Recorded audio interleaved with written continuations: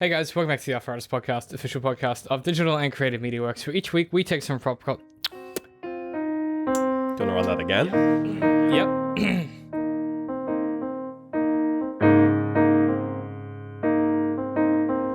Hey guys, welcome back to the Auteur podcast, official podcast of digital and creative media works, where each week we take some from pop culture and try to break it down to better understand it. My name is David. Hello, my name is Ben. We're coming in at you with that Saturday morning energy. Saturday morning vibes. Once more, so it's chill. Where the lighting's a bit weird. It's a bit weird. We're all a bit weird looking. Because I'm wearing flannel because it's the weekend. Set's designed for the weekend. I'm not in a suit. That's how you know it's the weekend, baby. Yep. We got those chill Sunday sesh vibes. It might be a bit more of a laid back one today. Yeah. Which I don't know. Some people seem to like that. Some people hate it. We'll see how we go.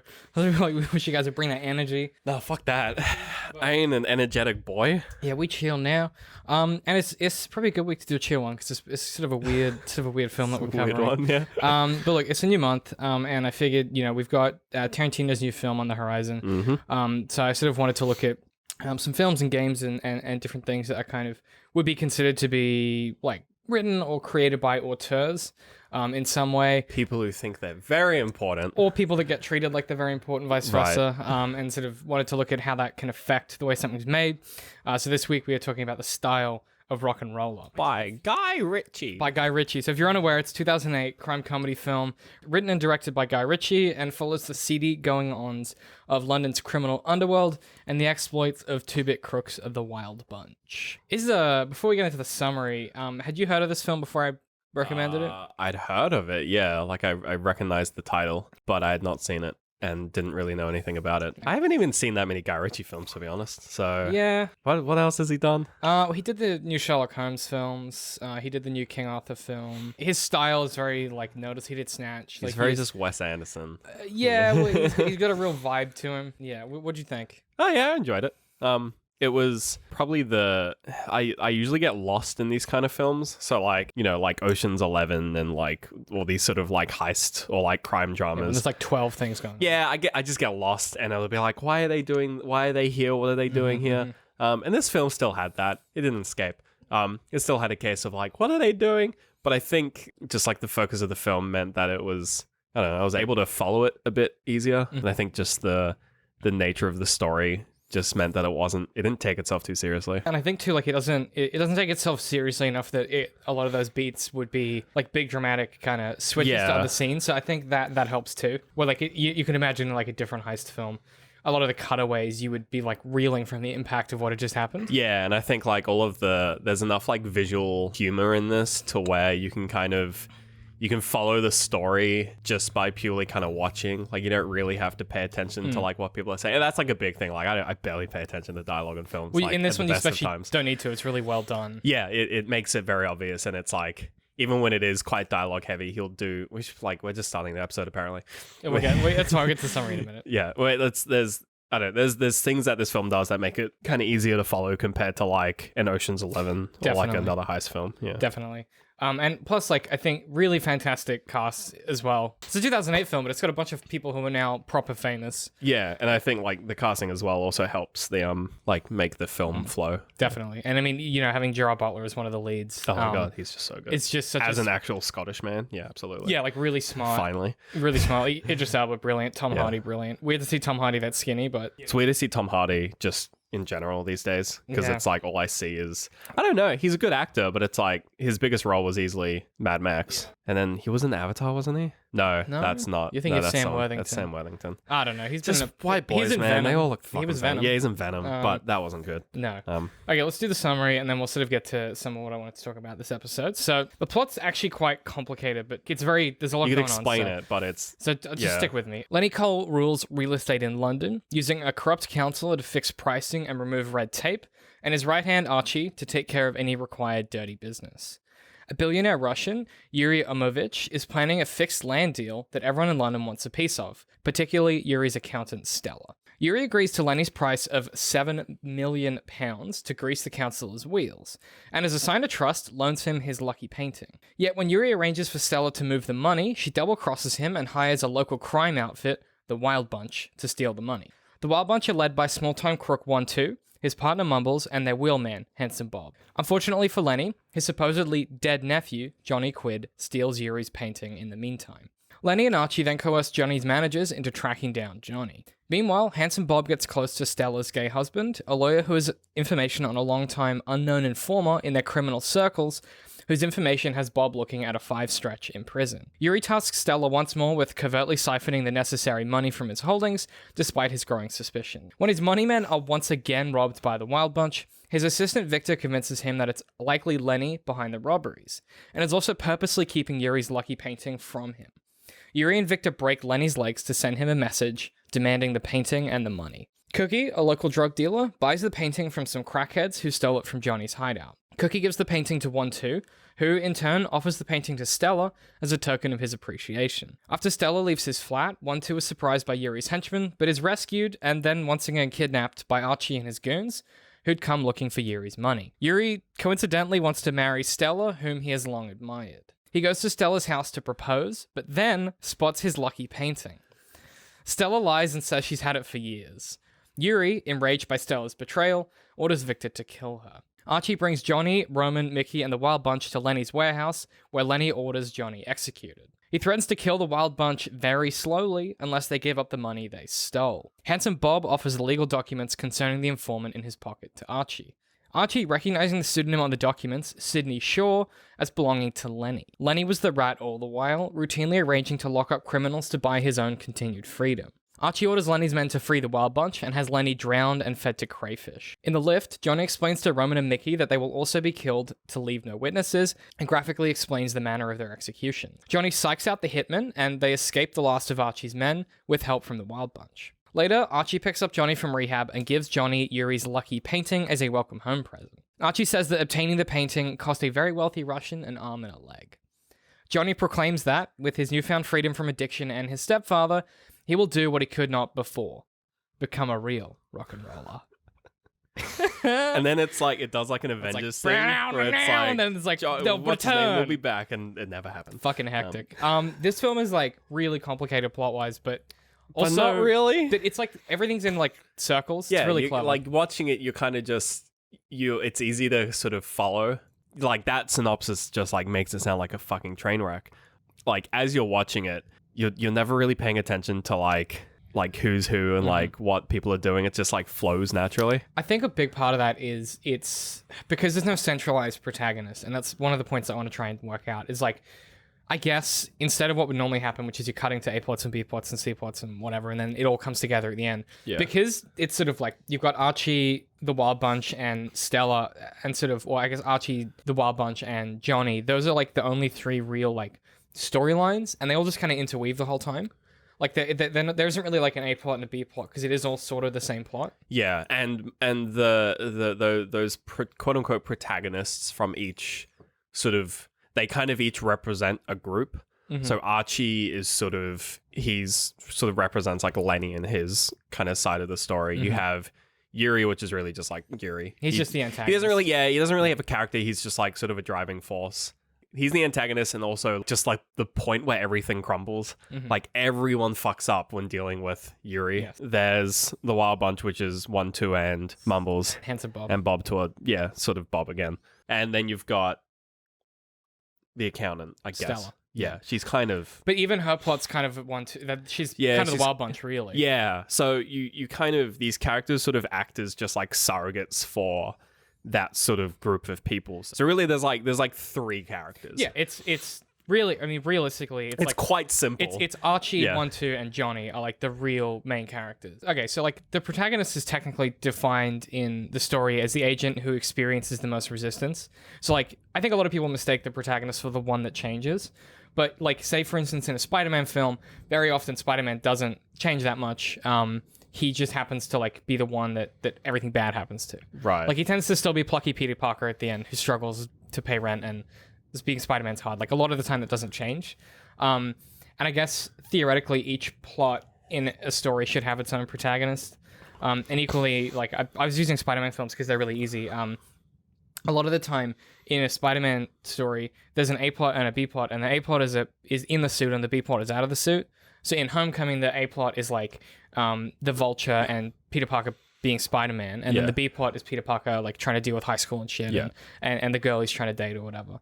And even though they're happening to the same character, the protagonists are actually different. Like one of them is Spider-Man, one of them is Peter Parker. Yeah. One of the things that Steve Pressfield argues is that the protagonist embodies the central theme of the story. So in Spider-Man, it's with great power comes great responsibility. It's embodied by Peter Parker. In Rocky, the theme is even a bum can be a champion if given the opportunity, and that's Rocky Balboa. In 8th grade, for instance, the theme is, despite the anxiety, you're enough and you always will be, which is embodied by Elsie. So I was trying to work out, like, if each of these subplots, if you can call them subplots, like, if we're trying to identify, like, a central thrust or, like, what this film is trying to do, I guess, outside of just be funny, is I kind of isolated 2 real, like, themes in inverted commas. So, like, Archie and Lenny's story, their kind of big thing is that loyalty is the only thing that matters. That's kind of the prevailing theme. You know, Archie's obviously Archie's really loyal to Johnny and Johnny's loyal to Archie, and it's Lenny that betrays them, which ultimately is like demonstrates the theme, I guess. And then even with Handsome Bob, like his plot too is that like loyalty matters, like because you know with the informant, and then with 1-2, and the whole gang where they're like, yeah, you were loyal to your friend though, so we're not gonna like that's just what friends do. Yeah. So even those stories have a lot in common. Johnny's the weird one though. So I'm just gonna read you a quote from Johnny, which is one of the best pieces of writing that I've seen in a long time. Right.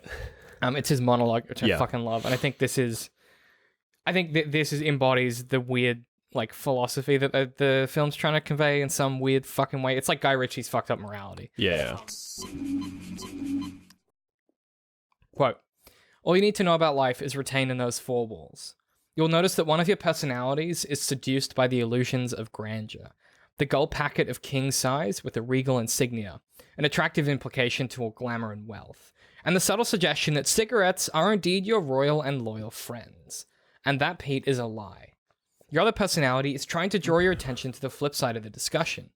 Written in boring, bold, black and white, it's a statement that these neat little soldiers of death are in fact trying to kill you. And that, Pete, is the truth. Oh, beauty is a beguiling call to death, and I'm addicted to the sweet pitch of its siren. That starts sweet, ends bitter, and that which starts bitter ends sweet. That is why you and I love the drugs, and that is also why I cannot give back that painting. Now, please, pass me a light. End quote. Yeah. It's so brilliant. What's that, what's he monologue, like, what's happening during that monologue? Pete's trying to convince him to give up the painting. So they go to the bar. But it's being intercut with something else. I don't know the actual scene work. Yeah, but it's just, it's a brilliant monologue because it's Johnny's kind of, it's like the rock and roller like philosophy, which is like, all good things end and all bad things end, and they tend to end the opposite of how they start. So fucking ride the illusion, right? And there's an element of this whole story where it's like, yeah, even though Lenny betrayed everyone and like did all those things, he still had a successful criminal enterprise.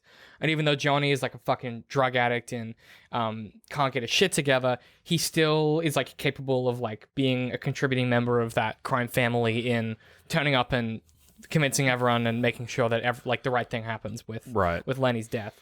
So I think like a lot of gangster flicks, obviously it's concerned with loyalty, as we said, but Johnny Quid, I think that's the interesting thing about it is I think it's more interested in why loyalty is so important to these like gangster films, because rather than just being gangsters, it's like this idea of like the rock and roller is such a central, I don't know, it's such a central like weird, I don't know what you would even call it, but it's a weird construct where he gets clean and he comes out and he's still fucking smoking cigarettes. Like there's like this poetic justice to it where it's almost like it's saying if Archie and Lenny represent the money, the Wild Bunch represent like the drugs and the loyalty, and then Johnny is like everything together.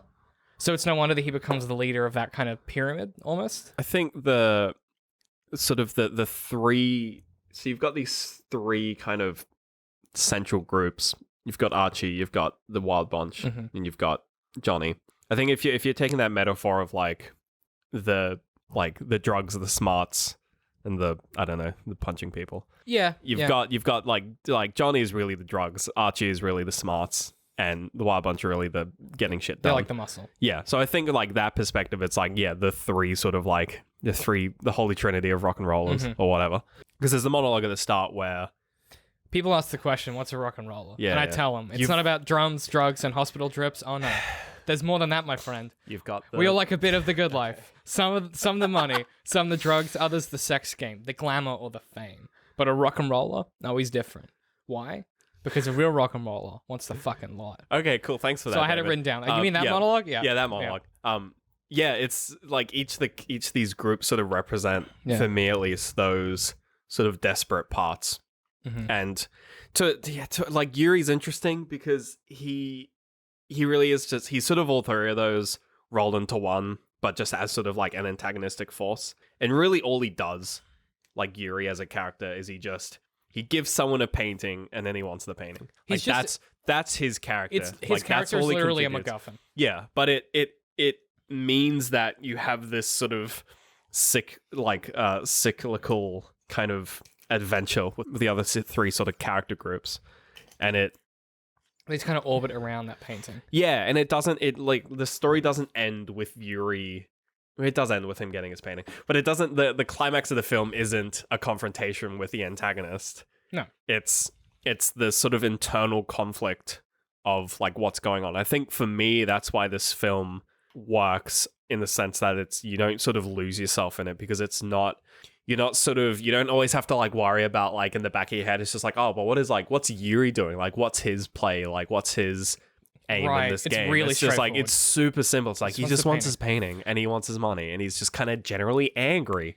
There's an argument, I guess, that like a lot of writers would say that that's like a bad antagonist, right? Because so I guess like the central thing that the antagonist wants is the MacGuffin in every story, right? Like Hitchcock was the granddaddy of that shit where like, MacGuffins are pretty straightforward, I think. Yeah. Like the Holy Grail in like King Arthur, the suitcase in Pulp Fiction, like the Maltese Falcon, the Ark of the Covenant in Indiana Jones, like the Death Star plans in A New Hope.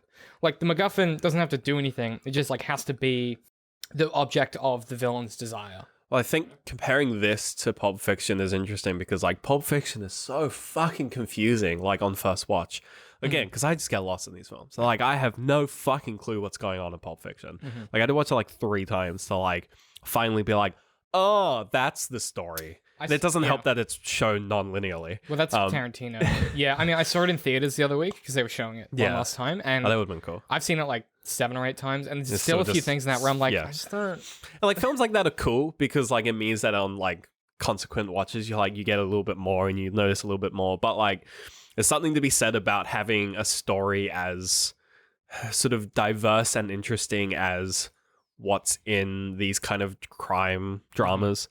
And in this film, it presents it in such a way which is just like, it's so easy to... And I think part of it comes from the fact that it's a comedy.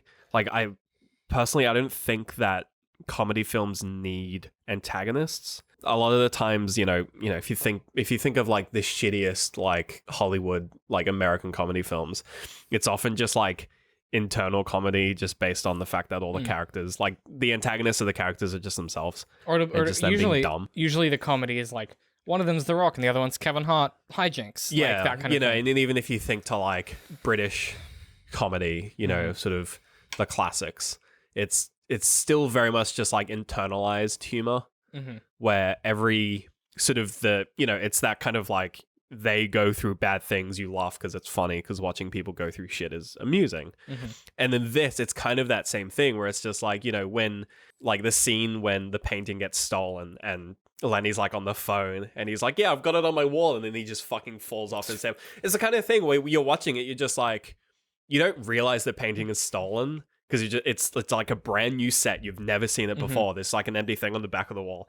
And at first you think he's kind of like lying, or like he's being like, he's just put it in like a vault somewhere. And he's like, yeah, I've got it on the wall. And you're like, that's not on the wall. And then he falls out of the chair, just like, oh, it's not on the wall. Yeah. Oh, it's gone. Oh, okay. It's like, such a quick communication as well. Yeah. And like that's, they don't show it getting stolen. And at that point, you don't really care. Like, you're not like, oh, who done it? Because that's not like the point of the film, because the point is the painting's gone, not who. Yeah, where's the? It's like and I think it's helped by the fact that you don't see the painting, so you have no reference to what the painting even looks like. That's the perfect MacGuffin, right? Because that's like same with the it's the same suitcase in Pulp Fiction. It's exactly the same as the suitcase. So when pressed on it, Francois Truffaut, who was talking to Hitchcock, I think it was like 1939 Jesus or something. Christ. Back because like Hitchcock was really the dude that like invented MacGuffins. And it was during a lecture at Columbia University. So I'm just going to read you this quote. I think this might be exactly what you're saying. So, quote, it might be a Scottish name, taken from a storybook about men in a train. One man says, what's the package up there in that baggage rack? And the other answers, oh, that's a MacGuffin. The first one asks, what's a MacGuffin? Well, the other man says, it's an apparatus for trapping lions in the Scottish Highlands. The first man says, but there are no lions in the Scottish Highlands. The other man answers, well, then that's no MacGuffin. So you see, a MacGuffin is nothing at all. End quote. So, like, yeah, obviously the painting is the MacGuffin. And as it's interesting that we touched on Pulp Fiction, because I've got that here, where we never see what's in the suitcase, we never see the painting. And as Steve Pressfield says, the ideal MacGuffin is one that is deliberately meaningless or even silly. This makes the point of it the villain's greed and covetousness the only thing that matters. So he says, villainy,'s object is molecular, cellular, and visceral. It seeks only to dominate and to self-perpetuate. Nothing grander, nothing more meaningful. The villain just wants the MacGuffin for the sake of want, which is kind of interesting because I think I was thinking about some of the like more successful franchises that are out there that have like a big central MacGuffin. Harry Potter. Like I was thinking about Harry Potter. I mean, I've talked about this before. Harry Potter has a really weak villain. And weird MacGuffins. Really weird MacGuffins, and a lot of the time, it's not serviced very well by a lot of the kind of MacGuffins that Rowling puts in there. But what's interesting to me is that if you're talking about the whole point of a villain is just that they're covetous of that thing, and their unending greed is the only thing that matters about them, then I guess Yuri's interesting because he's not like he only represents the central force of antagonism in the story, which is just like all of these gangsters are greedy and they want money and they want the drugs and the women and the fame and the glam, like they want all that shit. It's about like greed is really the antagonist, and it just so happens that Yuri is an easy representation of like a foreign version of that. They're all sort of antagonistic in the sense that, you know, Lenny is sort of the antagonist of that one group. You've got this sort of mystery informant, which they imply pretty early on is like directly someone in the Wild Bunch. Yeah. Or at the bar where they at the bar, and then you've got, I guess, I don't know, like sort of what's his name, rock and roller boy, Johnny Quid. Yeah, he's sort of got his weird druggo boys. But even he's an antagonist because he fucking steals the painting. He does directly steal the painting. So it's weird, like they are the ones that have caused all these problems. It's like what you were saying before. It's all internal conflict that is caused by the fact that this one dude drops a painting in the mix and suddenly everything goes to shit. Yeah, and because they're all like wanting the painting for various reasons, they all sort of fill that role of being that coveting villain. Yeah. Which is kind of a really fascinating way to go about. I think that's why it is very simple. Yeah. It's because all you're focused on is who wants it at that moment.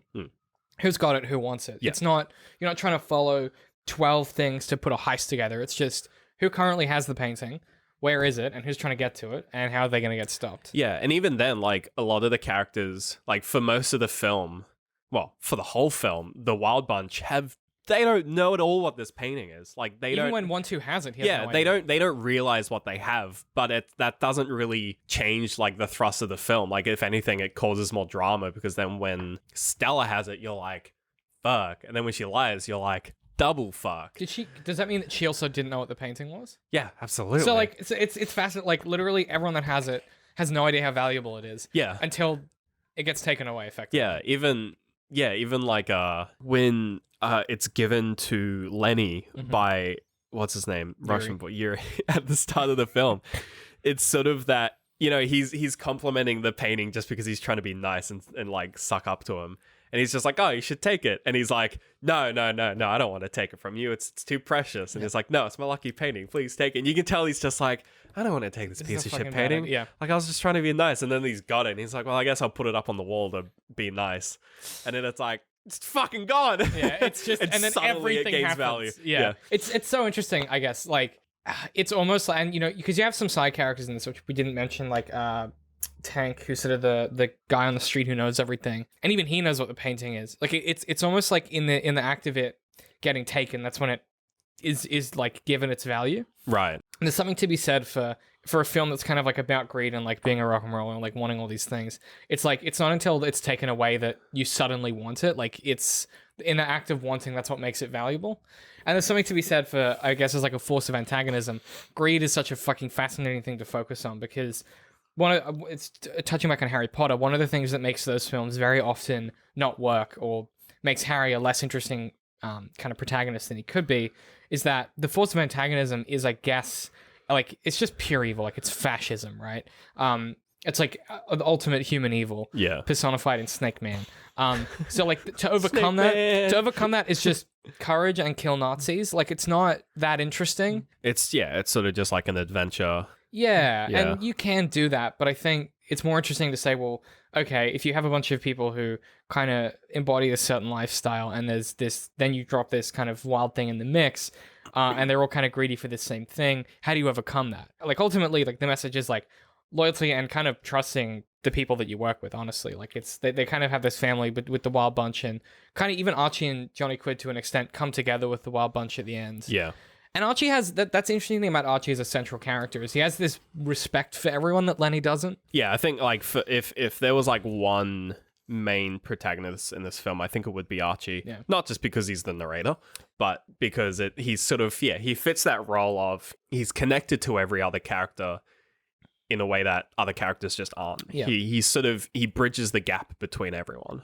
And even that makes him kind of a fascinating central piece because he doesn't really seem to want any of it. No, he's very much, he only wants the painting because Lenny wants the painting. He's just doing his job. Yeah, pretty much. He's just doing his job. And even probably the closest thing that he has to like actual desires is just sort of, cohesion of, this community that he has. And like he clearly cares for everyone in the final scene when he's basically reading out Lenny's rights, which is just everything he's done. He's basically being like fucking he's basically like he's basically the angel at the pearly gates reading out all of the sins and like condemning him to hell. Like Absolutely. it's very just like he's like the arbiter. Yeah, it's like judge, jury, executioner. Like he's sort of filling that role because he has such a wide sort of connection with everyone in this mythical community.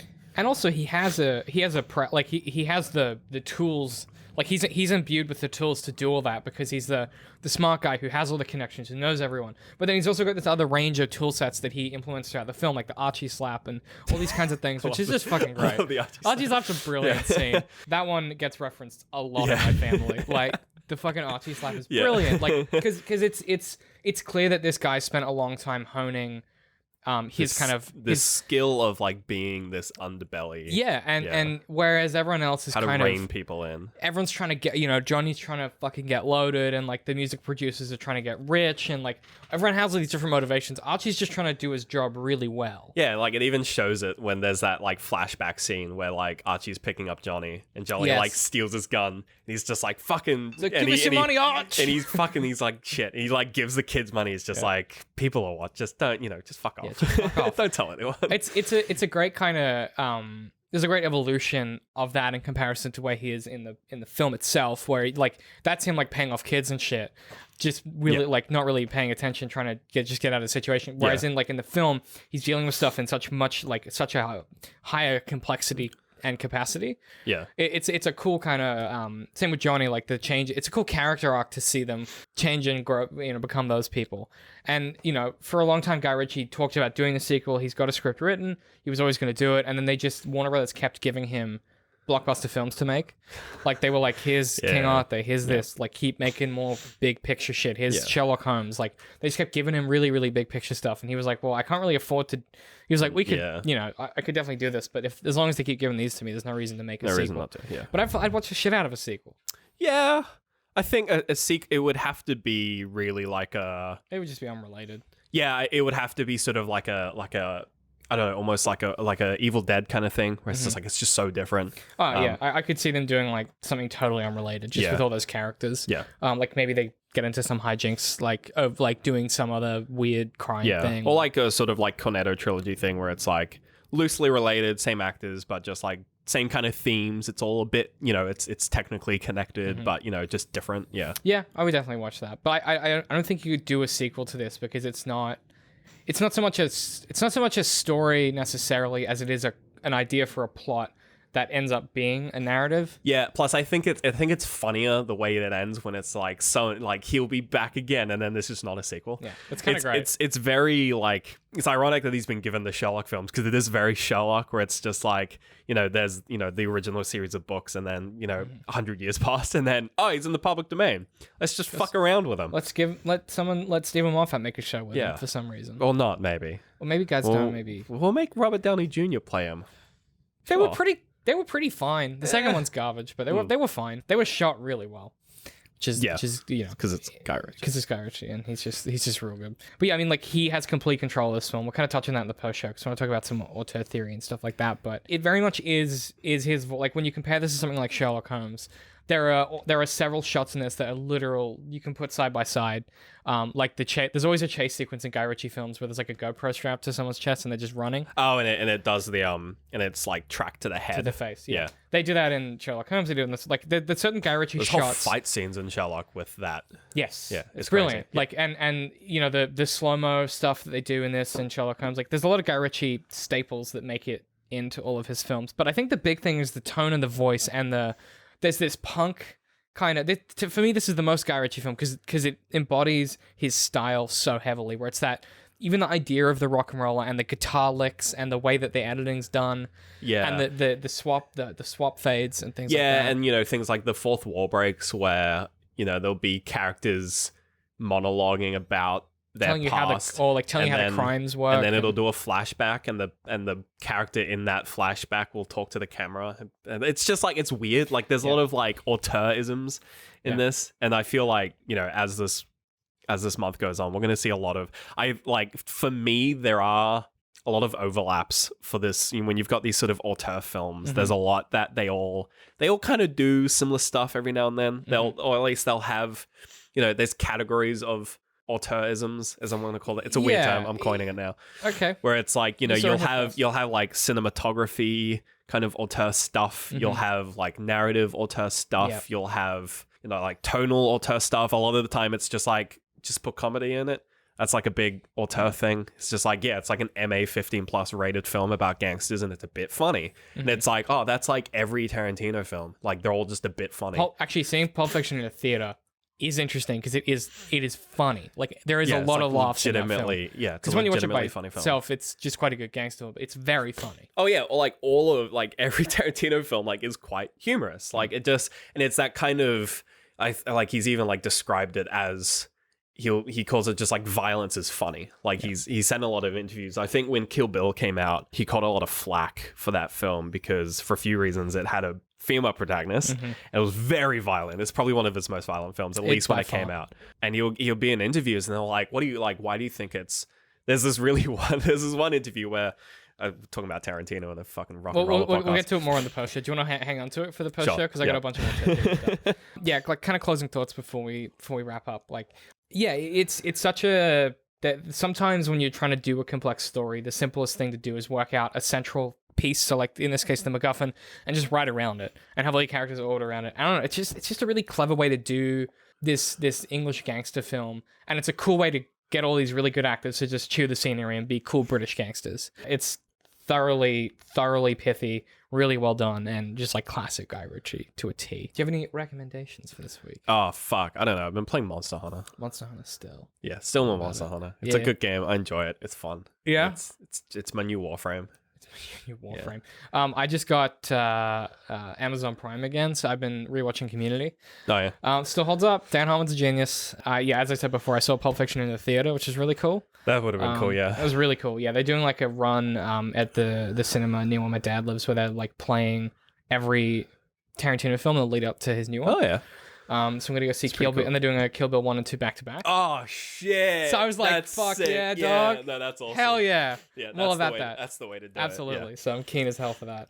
Yeah, otherwise I haven't really been watching a lot of... I watched Zombieland again last night because the second one's coming out. Yeah. That's a fucking good film. It's something. That's a very auteur film as well, actually. It's very heavily... It came out in a stylized. weird time where I think they were able to do it. I don't think you'd be able to do that today. No, even though they're like, we've got a second one coming out. I'm like, it's not going to be at all like the first, I don't think. It's like a Kick-Ass 2 kind of situation. Which I'm excited to see what they do with it. Yeah. Yeah, otherwise, where can people find us? Facebook. At DCM.Works Social. YouTube. YouTube.com/DCM.Works. Twitter. At DCM_Works. Patreon. Patreon.com/DCM.Works. Every time you're like, did I miss one? Yeah, go to our Patreon, help support us. You get access to the post shows for all the content we record in our for artists, and a bunch of behind the scenes. You get early access to videos. And on our newly created Discord, you also get Discord. access to things like sneak peeks. No, don't. We're gonna put an ad in because we need a transition. There's a bit of behind baseball. We need a transition from the end of the show to the recommendations. So Adam and I are working on an ad that'll go in there for the Okay. Discord and things like Just that. a little behind the scenes for you all. A little behind baseball for you boys. Yeah, check it out. Discord. There's a link in the description. And if you're a Patreon, you get access to a special Patreon chat, and you get like a flair and different. You get a different color from everyone else. Yeah. Makes you look special. Makes you look special, and we important. appreciate you. And you can go in there and actually, this Discord's best way to leave us comments and stuff like that for the post show, or send us your ideas or that kind of thing. Very often we'll jump in there and be like, hey, what if you guys got any ideas for episodes, or we'll just chat about stuff. So go check it out. Otherwise, if you want to follow us individually, I'm at DC My Head Pie. Matt Little Citrus. I'll see you guys next week.